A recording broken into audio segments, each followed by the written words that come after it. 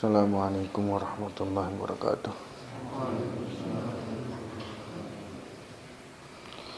Nahmaduhu wa nusalli wa nusallimu ala rasulihil karim wa ala alihi wa sahbihi ajma'in. Rabbi shrah li sadri wa yassir li amri wa hlul 'uqdatam min lisani yafqahu qawli. Qala al-Imam Al-Hafidz Nasiruddin Al-Mughaldai rahimahullah ta'ala wa tamallahu nafa'al fahma bi ulumihi wa ulumikum wa ulumi sairus shalihin fid dharain amin. Fi kitabih al-musamma bi khasaisil Mustafa sallallahu alaihi wasallam ila an qala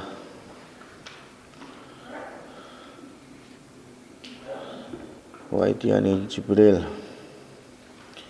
lantakani Jibril alaihissalam bi aniyatin kelawan wadah min nabanin saking susu wa aniyatin lan wadah min khamrin saking khamar fahtara mongko milih sapa Kanjeng Nabi al-labana ing susu lil fitrati karena arai fitrah wa asriya lan dene sraake sapa Nabi to dene sraake bi kelawan Nabi sapa bi Nabi.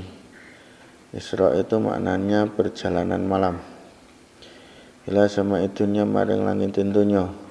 Wala sabiati tibakilan maring 7 tingkat. Wa ila sidratil muntaha lan maring sidratul muntaha. Haruyatih lan ningalini Nabi lil baitul ma'mur maring baitul ma'mur. Termasuk dari khasaisnya Rasulullah sallallahu alaihi wasallam adalah Jibril alaihissalam ketika di Baitul Maqdis ini, Baitul Muqaddas, setelah Nabi SAW mengimami para anbiya alaihi wassalatu wassalam, maka Jibril alaihissalam datang dengan membawa wadah. Ada wadah yang berisi susu dan wadah yang berisi khamr. Maka Nabi SAW diminta untuk memilih tanpa diberitahu rahasia di balik wadah-wadah ini apa.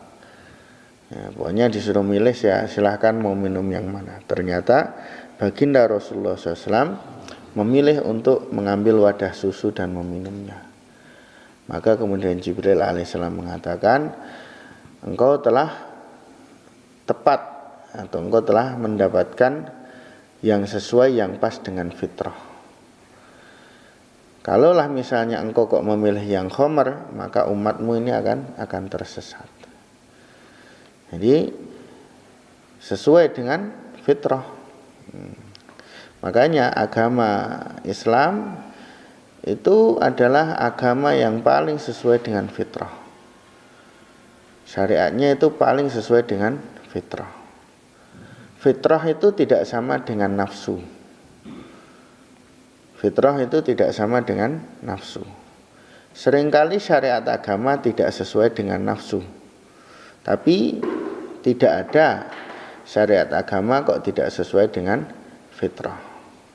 Kalau misalnya dirasa kok kayaknya nggak sesuai dengan fitrah, ini berarti fitrahmu yang dipertanyakan.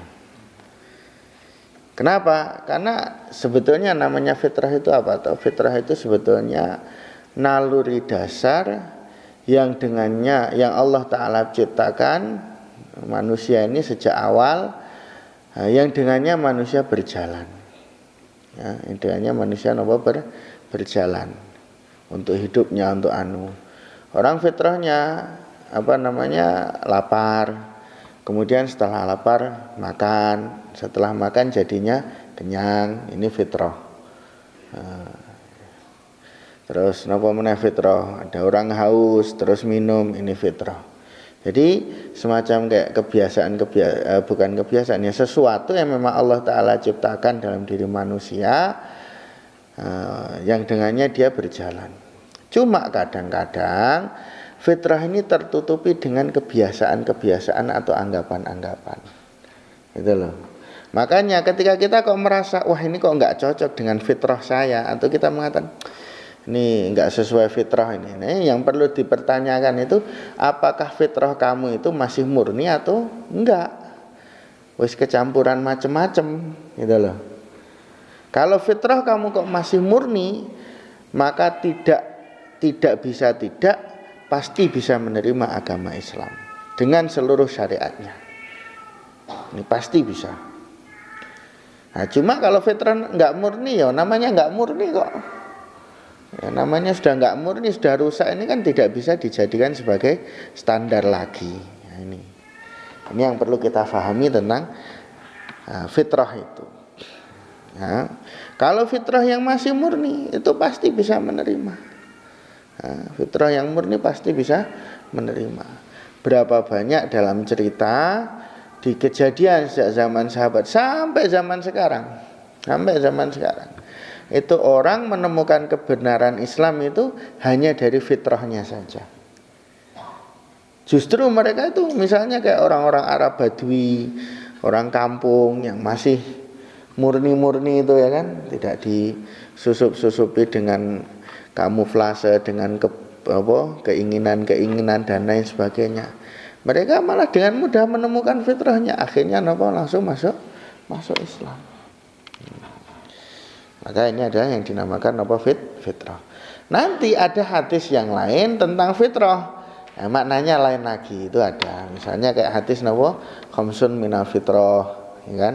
Ada 5 perkara termasuk fitrah, yaitu mencukur kumis, memanjangkan jenggot, khitan. Nah, itu maknanya lain lagi. Ada sebagian ulama mengatakan ya masih fitrah, ini ada yang mengatakan makna fitrah di situ adalah adatul anbiya. Tapi yang dikehendaki di sini adalah ini. Ya. Kemudian kalau ada sedikit rodok ora patek fitrah, ya. Misalnya gini, kayak dini saiki kita puasa. Nah, ini kan malah disuruh lapar. Padahal fitrahnya orang kalau lapar makan. Tapi kita disuruh menahan diri. Niki bukan mukhalafah, bukan mukhalafatul fitrah, nggih. Nah, ini bukan kok njuk syariat tidak sesuai atau melawan fitrah, enggak. Ini itu hanya satu bentuk dari bentuknya mujahadah, gitu loh. Satu bentuk dari bentuknya mujahadah. Toh kita bukannya dilarang makan toh, hanya ditunda sebentar waktunya. Ya enggak ada kita kok njuk dilarang total, enggak ada. Ditunda saja. Biasanya makan bebas, ini disuruh nunda sampai maghrib. Bahkan yang larang total malah enggak boleh toh. Wisol, ya. Wisol malah tidak boleh. Demikian juga yang lain, misalnya kayak sekarang kita lagi puasa kok malah nggak boleh pakai wangi-wangian misalnya, nggak boleh siwakan setelah zawal misalnya, atau nanti syariat haji misalnya, dimana malah yang disukai adalah berdebu kusut. Nah itu semua tidak bertentangan, hanya mujahadah terus mengakhirkan bagian dari fitrah itu sedikit gitu. Tapi tidak kok njuk bertentangan. Nek bertentangan itu kowe biasanya fitrah maju melaku maju dikon melaku mundur, ya itu jenenge mukhalafah fitrah. Jadi perlu difahami seperti itu. Wa usriya bihi ila sama'id dunya. Nabi SAW diisrakan pertama ke langit dunia. Terus dari itu naik lagi kepada 7 tingkatan.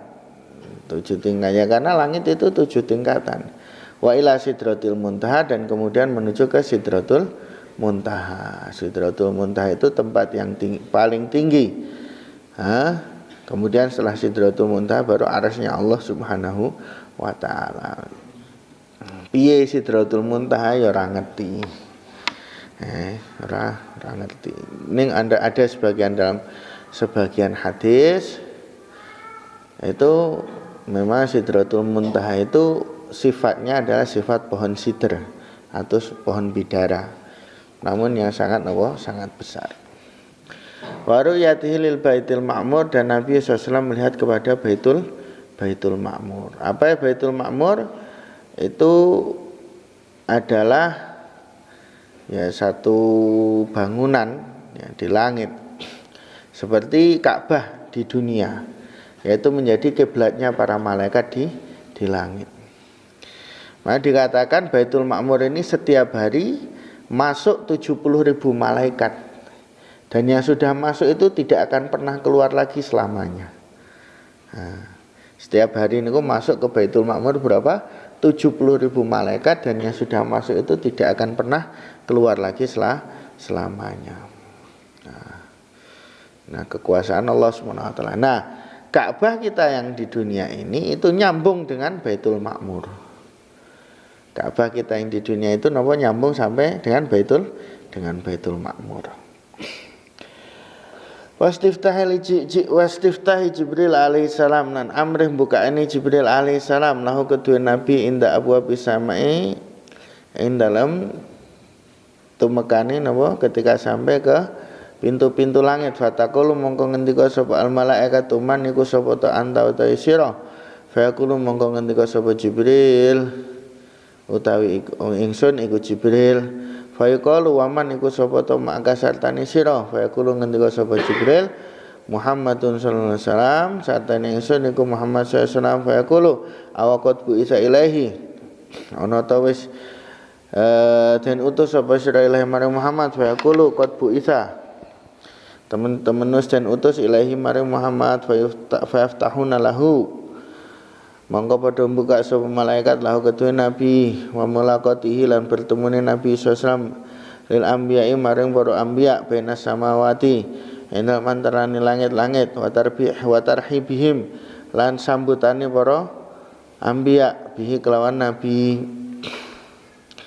Kemudian termasuk khosoisnya Nabi sallallahu lagi adalah ketika naik ke langit, maka setiap kali sampai di pintu langit, maka malaikat Jibril ini meminta untuk dibukakan. Jadi setiap pintu langit itu ada malaikatnya yang menjaga.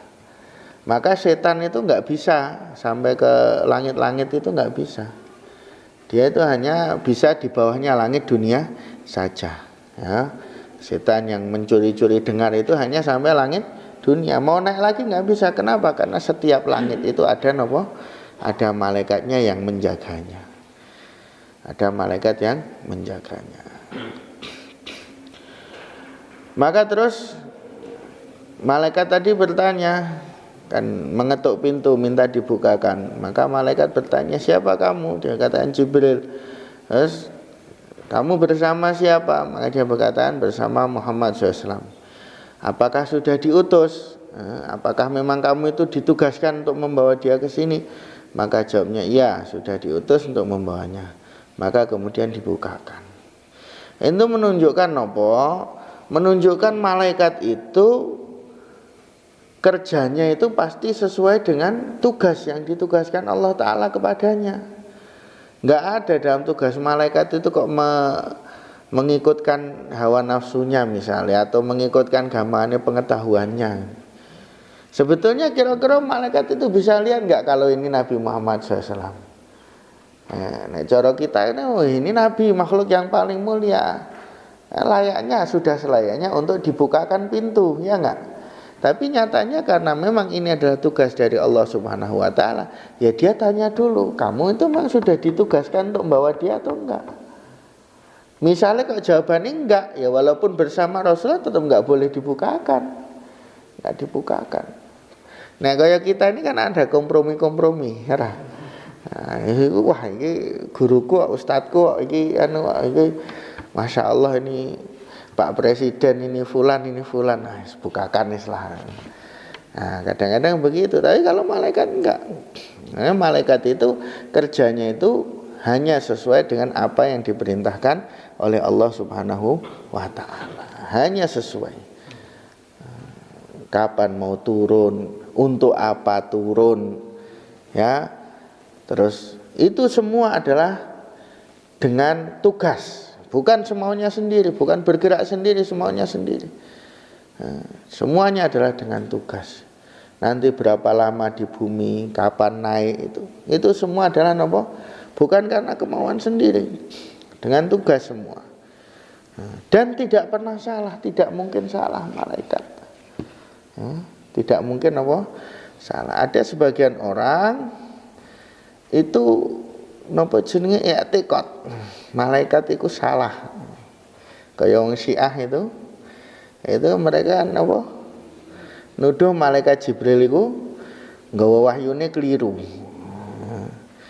Asline kanggo Sayyidina Ali ning malah keliru tekan Rasulullah SAW. Ini kan enggak masuk akal. Mosok keliru 23 tahun. Nyasar terus.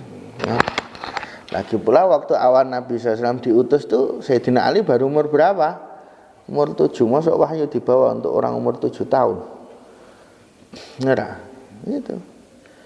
Ini semua adalah tidak masuk akal. Demikian juga orang Yahudi itu musuhi malaikat Jibril. Nah, orang Yahudi kan musuhi malaikat Jibril. Kenapa? Karena malaikat Jibril ada satu orang ya yang nantinya akan mencelakai Bani Israel, ditunjukkan oleh Jibril orang itu. Nah, terus mau dibunuh, malaikat Jibril melarangnya. Nah, akhirnya betul orangnya jadi besar, jadi raja yang kejam yang menghancurkan Bani Israel. Akhirnya dia musuhi. Jadi orang itu perintah Allah. Malaikat Jibril menunjukkan juga perintah Allah, melarang membunuh juga perintah Allah. Makanya dalam Al-Qur'an kan kul man kana aduwwan li Jibrila fa innahu nazzalahu ala qalbika bi idznillah. Ya kan? Musaddiqan lima baina yadayhi wa busyra lil mu'minin man kana aduwwan lillahi wa malaikatihi wa rusulihi wa Jibrila wa Mikala fa innallaha aduwwun lil kafirin. Ya dah. Jadi musuhi malaikat Jibril, musuhi malaikat siapapun itu padha karo musuhi Allah Ta'ala. Kenapa? Karena mereka tidak melakukan sesuatu pun kecuali itu adalah perintah dari Allah Subhanahu wa Ta'ala. Kenapa tidak setiap waktu malaikat perang bersama Nabi? Kenapa? Ya wis tugasnya ngono kuwi kok. Perang Badar, malaikat perang bersama Rasulullah SAW. Perang Uhud kok enggak? Ya terserah Allah. Allah perintahkan perang Badar berangkat. Allah perintahkan perang Uhud enggak berangkat, ya enggak berangkat. Paham kan? Ya. Wa mulaqatihi lil anbiya. Pertemuannya Nabi SAW dengan para anbiya bainas samawati di antara langit-langit. Wa tarhibihim bihi, dan sambutan-sambutan para anbiya tadi kepada Rasulullah Shallallahu Alaihi Wasallam. Nabi di setiap langit itu pasti bertemu dengan anbiya. Nabi Adam, terus Nabi Yahya dan Nabi Isa, kemudian Nabi Harun, Nabi Idris, terus Nabi Harun, terus Nabi Musa, ya kan? Yang ketujuh Nabi Ibrahim alaihissalam. Dan semuanya itu memberikan sambutan. Kan marhaban. Kalau yang lebih tua dari Rasulullah SAW, maknanya yang keturunan yang kakek Rasulullah SAW langsung seperti Nabi Adam dan Nabi Ibrahim, maka mereka bersabda marhaban bi ibnin soleh wa nabiyyin soleh. Kalau yang selain itu marhaban bi akhin soleh wa nabiyyin soleh. Wa sya'nihi, lan keadaane Nabi fi fardhi sholati ing dalam fardine salat wa murajaatihi, lan bulan balen ini Nabi ma Musa satane Musa alaihissalam fi talabi takhfifi ing dalam mencari keringanan wa takhfifillahi ta'ala, lan meringankan Allah Ta'ala lagu tu Nabi fiha ing dalam masalah salat min khamsina salatan, min khamsina saking 50 apane salatan ila khamsi salatin maring 5 pira-pira salat. Jadi keadaannya ini nanti naik kan, kemudian setelah itu berjumpa dengan Allah Subhanahu wa taala, terus menerima fardu salat. Awalnya salat berapa? 50 kali. Nabi SAW terima saja, kemudian turun sampai Nabi Musa alaihissalam. Maka Nabi Musa tanya, berapa yang Allah fardukan kepada kamu? 50 salat. Maka diusulkan oleh Nabi Musa, mbok minta keringanan sama Allah. Nah, ini kenapa? Karena Nabi Musa ini sudah lebih pengalaman dari Rasulullah SAW. Beliau menghadapi Bani Israel. Yang mana umat Nabi SAW itu kalau dibanding umat-umat Nabi yang lain itu yang paling mirip dengan umat Nabi itu Bani Israel. Makanya berdasarkan pengalamannya inilah maka Nabi Musa ini mengusulkan. Ini sekaligus juga merupakan petunjuk bahwa Nabi Musa itu adalah sangat kasih sayang kepada umatnya Rasulullah Sallallahu Alaihi Wasallam. Oke. Sangat kasih sayang kepada umatnya Rasulullah SAW. Maka terus disuruh ngusulkan dikurangi, suruh ngusulkan kurangi. Nah ini pentingnya nopo orang-orang baru rujuk kepada orang-orang lama. Sampean dadi kiai ya, kiai anyaran Bali entes Bali saka pondok ya kan. Nah itu aja langsung petentengan nang omah. Harus rujuk dulu kepada ulama-ulama yang sudah lebih dulu di makomi, yang sudah lebih dulu mereka dengan masyarakat. Kenapa? Karena mereka sudah berpengalaman dalam nopo bergaul dengan masyarakat tadi, maka mereka mengetahui dengan pengalaman mereka apa yang harus dilakukan. Ya, minimal akan bisa nopo memberikan nasihat-nasihat yang berharga kepada kita. Demikian juga sebagai ahbab, sebagai karkun ya kan. Jangan cuma modal semangat, masih baru semangat ya, harus senantiasa merujuk kepada orang-orang lama. Nabi SAW makhluk yang paling mulia, dalam segala-galanya beliau adalah paling mulia. Namun di sini beliau murojaah kepada Nabi Musa alaihissalam, ya kan. Bahkan Nabi Musa pernah ngaji kepada Nabi Khidir. Padahal Nabi Khidir itu ya, Nabi Musa ini ulul azmi, Nabi Rasul ulul azmi lagi. Nabi Khidir ini masih ikhtilaf apakah beliau Nabi atau bukan Nabi. Ya, artinya murojaah orang baru kepada orang lama ini memang merupakan satu perkara yang penting. Karena hasilnya apa? Hasilnya akan membawa kepada kebaikan.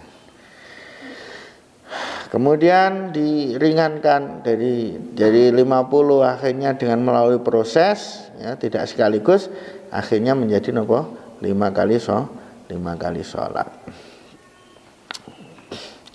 Wa tunuhi lan ngaprake Nabi min Rabbi saking pangerane kakoba kausaini kaya dene antarane pentengane jemparing au adna utawa luwih cedhak. Nang ingat nang kene kurep nang kene atau dunu, dekat di sini bukan dekat tempat tapi dekat nopo kedudukan, dekat manzilah. Allah Ta'ala itu tidak disifati dengan tempat, tidak disifati dengan tempat. Maka kedekatan Nabi SAW ini adalah dalam nopo manzilah. Wa munajatihi lahu dan munajati Nabi lahu kemaring Allah wa ru'yatihi lan ningane Allah lahu kemaring Nabi ningali Nabi lahu maring Allah alal khilafi fiha. Dan munajatnya Nabi kepada Allah Subhanahu wa taala dan bahwa Nabi SAW melihat Allah Subhanahu wa taala di waktu Isra Mi'raj tadi. Ini memang terjadi khilaf. Ada sebagian ulama bahkan dari kalangan sahabat sendiri ya, seperti Sayyidah Aisyah radhiyallahu anha itu menafikan bahwa Nabi SAW melihat Allah Ta'ala pada Isra Mi'raj. Namun jumhur ulama lebih memilih bahwa Nabi SAW telah melihat Allah Subhanahu wa Ta'ala. Tapi bagaimana nggak bisa dibayangkan, rasa dibayangkan, rasa dipikir wis pokoknya teko Nabi melihat Allah ngono wae. Rasa kok wae iki apa sinar apa wis ya. Apa saja yang kamu bayangkan tentang Allah Ta'ala, maka Allah Ta'ala tidak seperti itu. Maka Allah Ta'ala tidak seperti itu. Ini kata Sayyidina Abu Bakar radhiyallahu anhu. Kemudian yang kedua, jadi orang bisa melihat Allah Ta'ala sebelum mati ya, sebelum mati itu hanya baginda Rasulullah SAW saja. Kalau sebelum mati, nah sudah mati ya semua melihat. Ya, sebelum mati itu hanya baginda Rasulullah SAW saja. Yang lainnya enggak. Maka ada orang kok ngaku-ngaku, itu salah. Kalau melek, nek mimpi itu ndak bisa. Orang kok mimpi melihat Allah Ta'ala itu mungkin saja. Kenapa? Karena mimpi itu kan bukan hakiki. Mimpi ini hakikat pura? Bukan, ya. Nah, maka bisa saja orang bermimpi melihat Allah. Dan ini terjadi pada para ulama. Dalam Fadhil Amal kan, sebab Imam Ahmad bin Hanbal mimpi melihat Allah Subhanahu wa Ta'ala. Tapi kalau nyata melek-melekan kok ngaku melihat Allah, maka ini pasti salah. Yes. Wa dukhulihi al-jannah, mlebune Kanjeng Nabi sallallahu alaihi wasallam al-jannah ing swarga. Jadi masalah melihat Allah tadi ketika di dunia yang bisa melihat Allah secara melek hanya baginda Rasulullah SAW saja, yang lainnya tidak bisa. Kalau mimpi itu lain.